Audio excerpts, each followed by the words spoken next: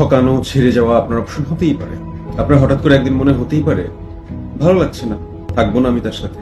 কি আর করা, ভালো যদি না লাগে তাহলে কেন থাকবেন, ছেড়ে তো যাবে। কিন্তু ছেড়ে যাওয়ার আগে যে আপনাকে নিয়ে পুরো একটা জীবনের কল্পনা করেছিল, যে আপনাকে তার পুরোটা দিয়ে চারিশ করেছিল, তাকে ছেড়ে যাওয়ার আগে তাকে এই জিনিসটা বলে যান, তাকে এই এক্সপ্লেনেশনটা দিয়ে যান কেন তাকে আপনি ছেড়ে যাচ্ছেন। আপনি যখন কোনো ধরনের এক্সপ্লেনেশন ছাড়া, কোনো ধরনের ব্যাখ্যা ছাড়া তাকে ছেড়ে চলে যাচ্ছেন, তখন ওই মানুষটার মাথায় আকাশ ভেঙে পড়ছে। ওই মানুষটা বুঝতে পারছেন আমি কোন জায়গায় ভুল করলাম। আপনি হয়তোবা নতুনের খোঁজে দৌড়াতে থাকেন, আপনাকে হয়তোবা ওই মানুষটার আগের মতো চার্ম দিতে পারে না। আপনি তার মধ্যে যে জিনিসটা খুঁজছেন সেই জিনিসটা খুঁজে পাচ্ছেন না, এটা হয়তো অন্য কারো কাছে খুঁজে পাচ্ছেন। আবার এমনও হতে পারে আপনি মানুষটাই স্বার্থপর। তো আপনি যখন কাউকে ছেড়ে যেতে যাচ্ছেন, তাকে একটা এক্সপ্লেনেশন দিয়ে যান যে তাকে কেন ভালো লাগছে না।